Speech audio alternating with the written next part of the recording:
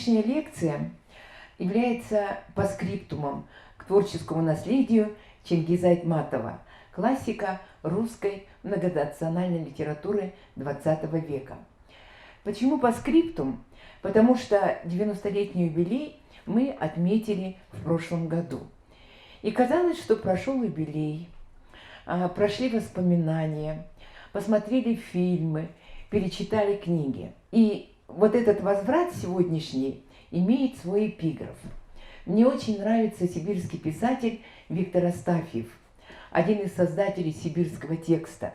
И его главная книга о войне «Пастух и пастушка». И в этой книге Виктор Астафьев предваряет каждую главу эпиграфом. Но понятно, что эпиграф как бы концентрирует в себе, стягивает смысл написанного. Конечно, эпиграфы у него, я бы сказала, высокохудожественные, из вагантов, из мировой классики. Но я заприметила один эпиграф, в котором было написано, что это разговор, подслушанный разговор людей в поезде, вот прямо из жизни. И я в Якутске пошла в парикмахерскую. И, значит, девочки киргизские работают.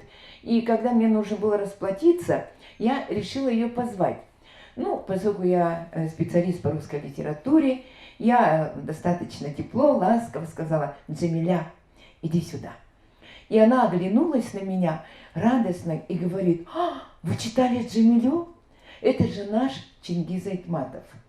Вот этот простой подслушанный разговор в парикмахерской с девочкой киргизской из совсем нового поколения, который мы бесперерывно обвиняем в том, что не любят читать, плохо читают, что не любят книгу, не прислушиваются к шелесту страниц. Понимаете, вот это один из мотивов, который заставил меня вернуться к творческому наследию Чингиза Айтматова. Помимо этого частного мотива, конечно, есть общеизвестные.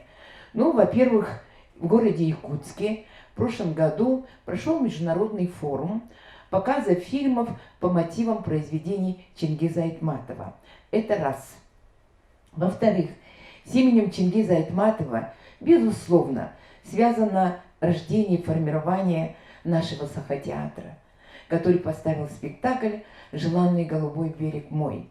И сегодня все театры кочевых народов, тюрков, собираются на театральные фестивали и под лозунгом, вот под этим названием «Желанный берег мой».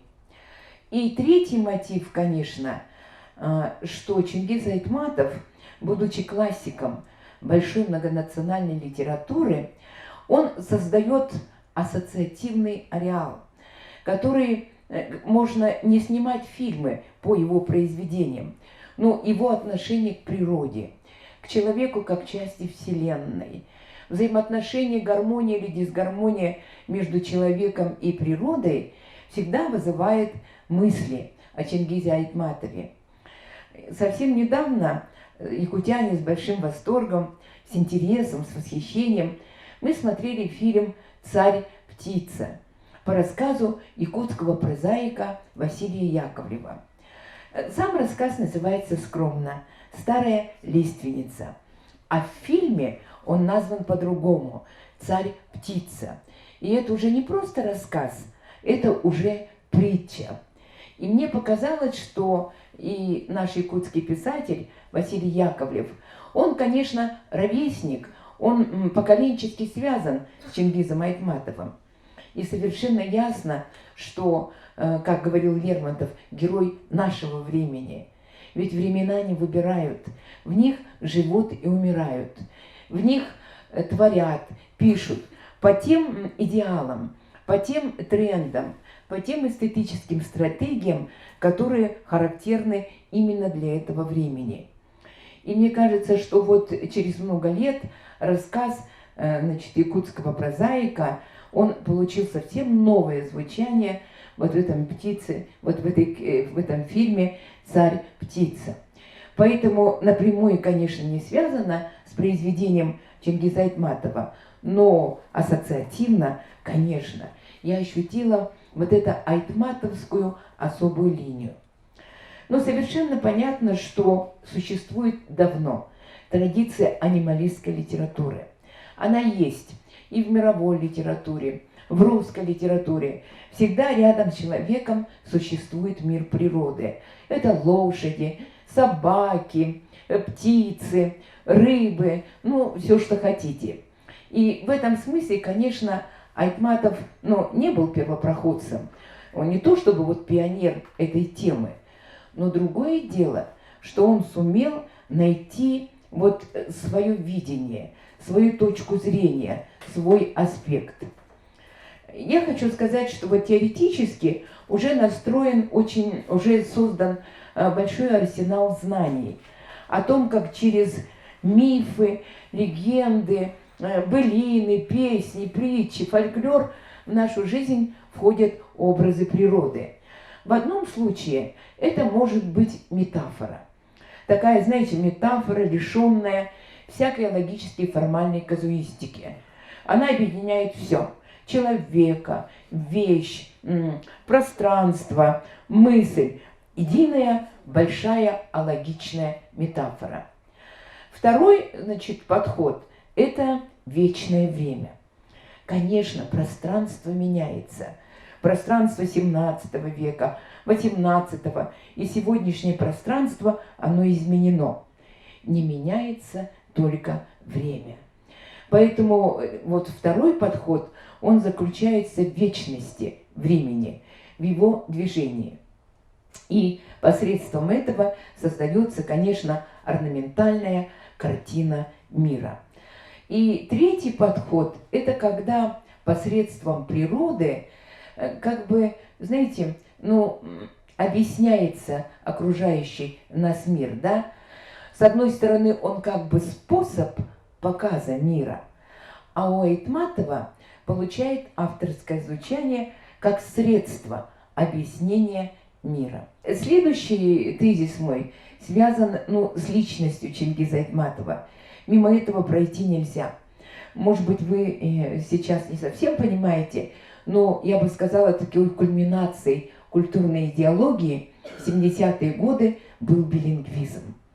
То есть приходили молодые парни, может быть, казахи, киргизы, саха, но они творили на русском языке.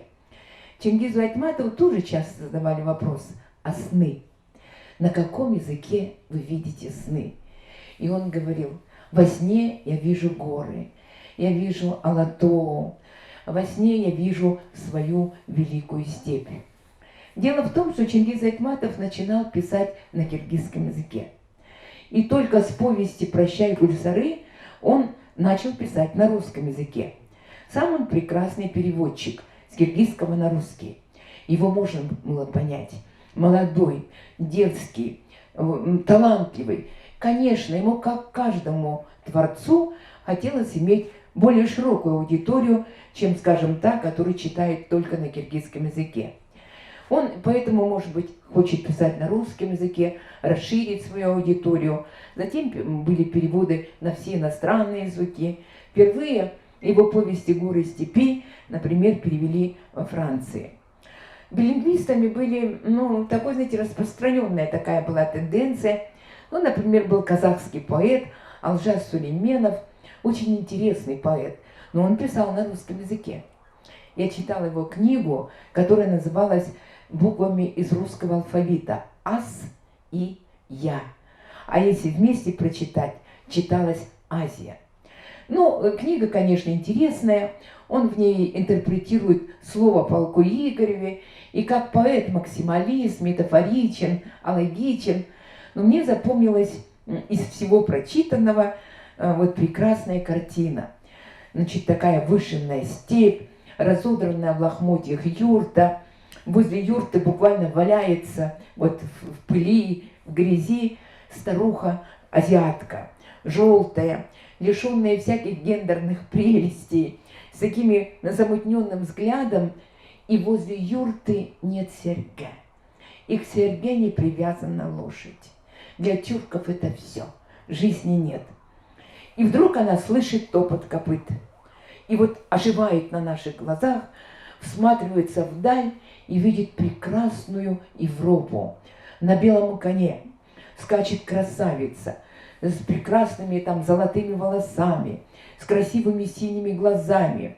Она смотрит, Боже, как она прекрасна, эта Европа, какие на нее украшения. И, это Алжас Сулейменов, он пишет так, какое украшение у нее на голове. Оно когда-то украшало хвост моей лошади. Или, скажем, наш якутский поэт Алексей Михайлов, строки которого известны каждому якутянину про город Якутск, красной брусникой на белом снегу, я сделала эпиграфом своего авторского проекта «Литературный Якутск». Парень из села, якут, писал только на русском языке. Но через русский богатый язык мы ощущали его привязанность к родной земле.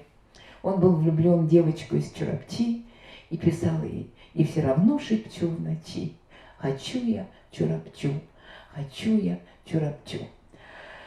Чингиз Айтматов был билингвистом другого плана. Он всегда говорил: с русским языком я принадлежу русской литературе, но внутри меня живет человек восточный, у которого есть свои традиции и свои тотемы. Значит, что можно еще сказать о Айтматове, о котором много известно? Айтматов умел найти вот эти знаменитые тотемы, которые, вы знаете, передавали суть этноса, его сильную привязанность. Всем известен повесть «Пес, бегущий краем моря». Вы знаете, когда нивский писатель из бухты Провидения Владимир Санги захотел написать о нивхах, а их же так мало, он ощутил робость. Я его понимаю. Всегда хорошо хвалить другого писателя, хорошо восхищаться другим человеком. И всегда немножко неудобно как-то говорить о себе. И он не посмел этот сюжет развивать в своем тексте. Он попросил Чингиза Айтматова: «Чингиз Тарикулович, напиши о нивхах, напиши, как 4 пропадали в море. Выжил только один подросток». А тот так отнекивался, говорю: Володя, напиши сам, ты же нив. Я боюсь. Это сага, как сага Форсайток, сага о нивхах. И Айтматов, восточный человек, который погружен совершенно в другую культуру, в цветение садов, в запахи фруктов, в алых маках Иссык-Куля, в белоснежных горах. Понимаете, у него палитра, как у Параджанова, такая цветная, такая богатая, сочная, далекий, скажем, от Рокуэлла Кента, от его бело-черных картин, он сумел. Это талант, это гениально. Он сумел найти в фольклоре нивхов рыбу. Я не знаю, я не берусь судить, действительно ли они произошли от женщины-рыбы, или это так Айтматов им художественно внушил, что вы произошли от прекрасной женщины-рыбы. Но, тем не менее, художественный текст закрепляет этот тотем. Нивхи произошли от прекрасной женщины-рыбы. Чингиз Айтматов реализует свою идею взаимоотношений человека и природы. У него особое: человек – часть природы, человек должен подчиниться природе. Он не хозяин. Как природа скажет, как она хочет, так и получится. Но умная, гениальная природа в ответ на человеческую жертву всегда приносит ему покой. Чингиз Айтматов считает, что природа всегда одарит того, кто идет с ним на переговоры, который сосуществует, гармоничный диалог. И когда из жизни уходит дядя, понятно, что остается отец и сын, он молодой, он не хочет умирать, ему не нужна эта женщина-рыба, он хочет жить, он скандалит, он ругается, он спорит с ветром, где этот ветер, обзывает его, но он уходит из жизни. Он подчиняется движению природы, и природа, принимая его смерть, одаряет его силой ветра. И теперь на бухте Провидения все знают, что это не просто ветер, это ветер Молгун. А когда уходит из жизни отец мальчика, Имраин, потому что он сыну должен оставить воду, он беспокоится, он такой маленький, он подросток, он выпьет всю воду, а дальше как? Но оставаться нельзя, он тоже уходит из жизни. И благодарная природа одаряет его звездой. Теперь светит на небосклоне не просто звезда, а звезда Имраин. То есть Айтматов очень целенаправленно и последовательно ведет вот эту свою линию. И вот эти айтматовские ассоциации я увидела в якутском фильме «Царь-птица», когда к пожилой паре, значит, прилетает вот эта птица, тотемный знак, ну, орел. Понимаете, вот сам хозяин, бывший вот этот охотник, он совершил преступление против природы. Он молодым, не думая, разорил гнездо орла.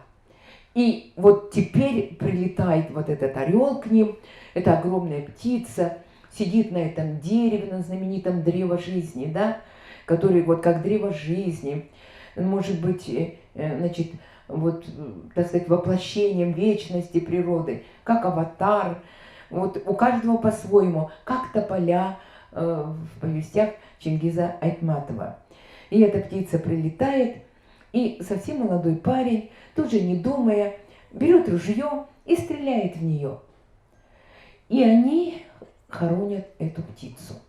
Они делают гроб, кладут туда птицу. Через щели видно ее пестрое оперение. Они совершают этот путь. У Айтматова есть такой знаковый символ «путь», «дорога». И эта дорога осмысливается художником как дорога к самому себе. Вот это такой интересный очень момент.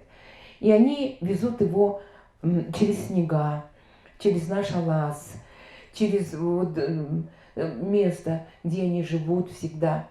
Они волокут его вот на санках, везут хоронить рядом со своим сыном. Как человека. Они хоронят как человека, ставят крест. Таким образом, опять вот какая-то ассоциативность Айтматова, да, вот они как бы покаялись, и она им дарит вот этот вечный покой. Ну, это очень интересные такие мысли, размышления. И поэтому я хочу сказать, что Чингиз Айтматов вот идет очень глубоко. Он говорит о биологическом родстве человека и природы. Мне очень нравится повесть «Прощай, Гульсары». Когда я его не читала, текст, я думала, «Прощай, Гульсары» – это говорят другу, брату, дяде, земляку. «Прощай, Гульсары». А оказывается, Гульсары – это лошадь. И старый почтальон Танабай и старый находец как кентавр. Потому что они сошлись в начале жизненного пути очень молодыми. Он был молодой, потом была революция, потом была гражданская война. И военаходец, буквально как из Манаса, как из эпоса, метался по этим горам, неутомимый. В его гривах застревали звезды. Он был вот просто восхищен своей лошадью. Прошло время. И они состарились. Они идут еле-еле опять по этой дороге. И эта дорога их ведет к себе. Дорога возвращения на круги своя. И они садятся и разговаривают. Им не надо говорить, мысленный. И Танабай спрашивает у Гульсары, у коня: «Ты помнишь, Гульсары?» Гульсары вздохнул и сказал: «Конечно, помню, Танабай. Ты помнишь?» И непонятно, кто из них человек, а кто из них лошадь. Вот такие вот интересные и прекрасные вещи. Ну, одним из, может быть, наиболее таких, если говорить, раскрученных произведений Чингиза Айтматова является повесть «Джамиля». Ну, я не буду говорить о том, что после, как появилось это произведение, целое поколение киргизских девочек были названы Джамилей. Ну, так же, как у нас, когда появилась песня о Сардане, девочек называли сарданами. Человек прост, человек хочет чистоты, тех хочет символики и знаковости. Повесть Джамиля вызвала противоречивые отклики, безусловно. Перед нами молодая девушка. Она такая, знаете, очень напоминает наших девушек. Она такая динамичная, такая крепкая, такая работящая. Даже какая-то, знаете, грубоватая такая Джамиля. У ней жених ушел на фронт, она его ждет, ну, все нормально. И в их аиле появляется Данияр. Да, хромой Данияр. Ну, как-то так получилось, что он там должен помогать. Ну, Джамиля даже не смотрит в его сторону. Для нее он даже какой-то староватый, хромой, молчаливый, но очень хорошо поет. И вот их, я бы сказала, вот в литературе называют преступная любовь, да? Возникает вот это вот мотив преступной любви. Весь аил против, Джамиля, почему ты не ждешь солдата, как ты посмела, а она посмела. Да, вот это наша крепкая, трудолюбивая, такая прямая, грубоватая Джамиля вдруг полюбила нежной и сильной любовью Данияра, который сам боится этого чувства, но это чувство есть. И, конечно, входит знаменитый образ степи, один из самых любимых, я бы сказала, мифологем Чингиза Айтматова. Степь бесконечная, до горизонта. И знаменитый образ мальчика. Дело в том, что Айтматов в нескольких своих повестях, как в «Белом пароходе», так и, скажем, вот в Джамиле, создает автобиографического героя. Мальчик Саид. Он еще мальчик. Он не знает, что такое любовь. Он просто следит за их отношениями. И внутренне он не соглашается с теми, кто осуждают Джамилю. Он влюблен в Джамилю такой детской любовью. Ему нравится песня Данияра. Ему нравится, как они встречаются. Он следит за ними. И однажды утром, очень рано, он увидел их уходящими. Они уходят из аила. Они хотят сохранить свою любовь. И мальчик, прощаясь с ними, ощущает такую, знаете, радость, какую-то нежность. Маленький мальчик, еще не понимая, шепчет: Джамиля, я люблю тебя, Джамиля. Будь счастлива, Джамиля. И на него накатывает чувство какого-то творчества. И он понимает: я стану художником. Я возьму кисть и обязательно нарисую степь, Джамилю и, значит, ее любовь. То есть у Айтматова природа является энергетическим источником творчества. Многие произведения Айтматова, они экранизированы. Мы знаем много фильмов. Я, например, вот смотрела фильм «Первый учитель» Андрона Кончаловского, одного из знаменитых режиссеров наших, из когорты, значит, Михалковых. Андрон Кончаловский взял эту повесть и экранизировал.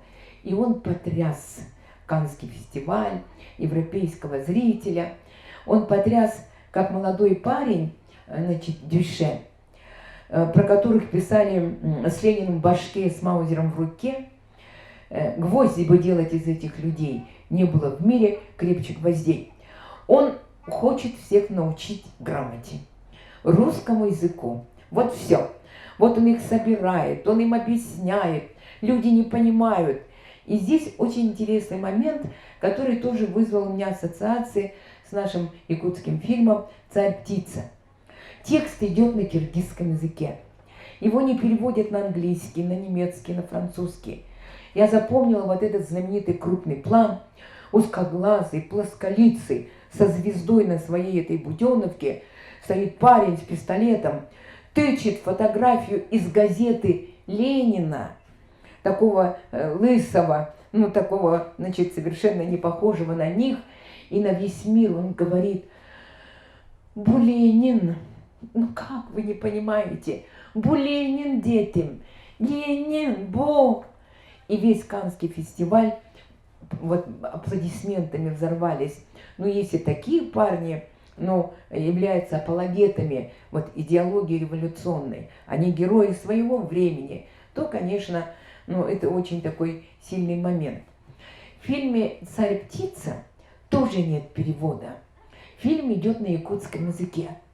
И знаете, так здорово слышать якутский язык. И иногда бывает смешно, да, когда переводят, и вдруг актер якут ни с того ни с сего вот, ну, вдруг начинает говорить. Как-то немножко есть такой диссонанс.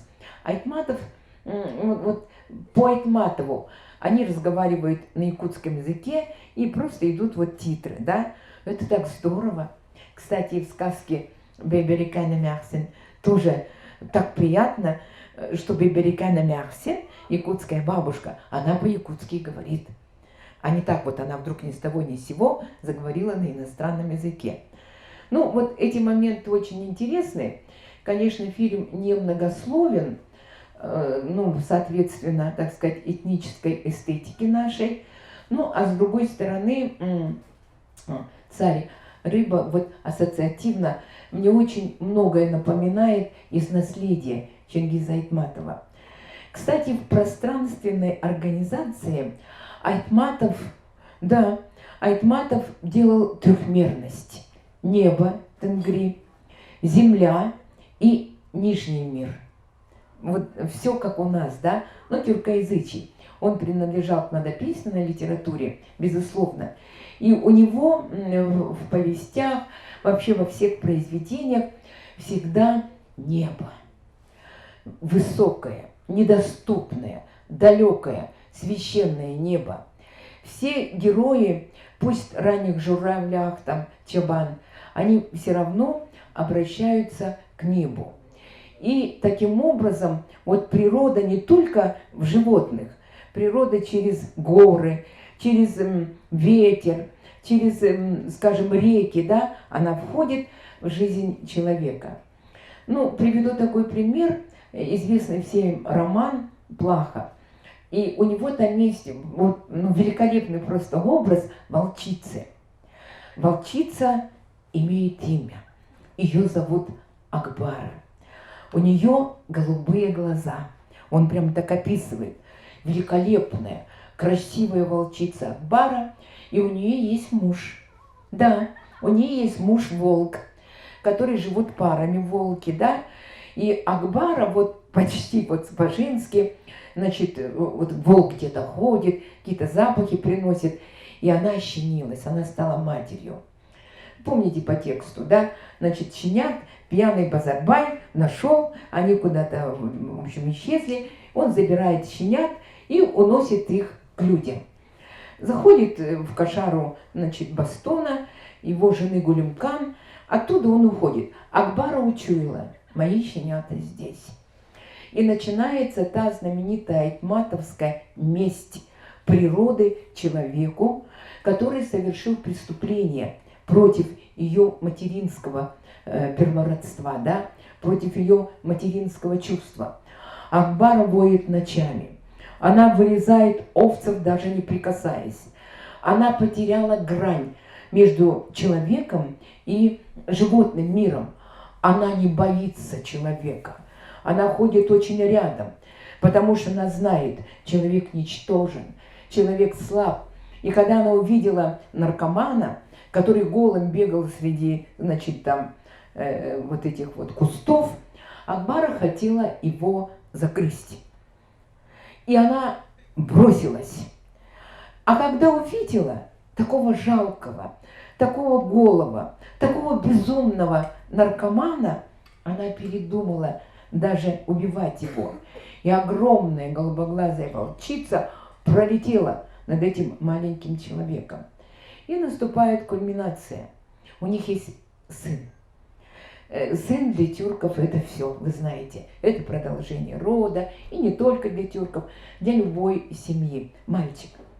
И этот мальчик выходит за порог кошары, прекрасный светлый день, и видит огромную голубоглазую собаку. Она лежит совсем рядом. Она не боится никого. Она решилась на последнее. Мальчик подходит к ней. Какая хорошая собака. Акбара втягивает ее запах, закрывает свои огромные голубые глаза и понимает, это ее ребенок. Она берет за шиворот ребенка, кидает за спину и мчится в горы. Люди кричат: волчица украла ребенка.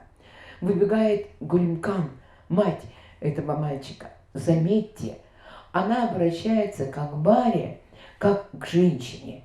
Она бежит и кричит: Акбара, Акбара, это не твой сын, это мой сын. Акбара, оставь. Акбара, нет, это мой сын. Я нашла своего ребенка. Вот оно, биологическое родство. Выбегает отец мальчика, прекрасный охотник, но ему надо спешить. Волчица огромна, сильна, мчится огромными прыжками. Он встает на колено, берет ружье, целится и стреляет. И наступает, вот у Айтматова тоже есть природная стихия, это тишина. Тишина как пауза, тишина как торжество, тишина как катарсис. И он убивает эту волчицу и убивает своего сына. То есть природа, она может быть благодарна человеку, но она может и ответить силой отрицательной. То есть Айтматов интерпретирует природу как стихию. Это стихия. Против нее ничего нельзя сделать. Почему? И человек сам стихиен. Человек тоже стихия. Он не статичен, в нем борется добро и зло в каждом из нас. В нем борется светлое и темное, высокое и низкое. То есть он показывает такие равнозначные величины, да? Равнозначные константы: стихия природа и стихия человек. Они должны жить в гармонии. И поэтому в том же спектакле Сахатеатра «Желанный голубой берег мой», да, мальчик остается один, действительно, туман рассеивается, значит, это старик орган помогает, дует ветер молгун, светит звезда Имраин, и прилетает полярная сова, которая указывает ему дорогу. И возникает притча об уточке Лувр, который не знает, куда в этой водной глади положить свое яйцо. Ну куда? Она вырывает из себя перышки, создает гнездо и кладет туда вот это яйцо.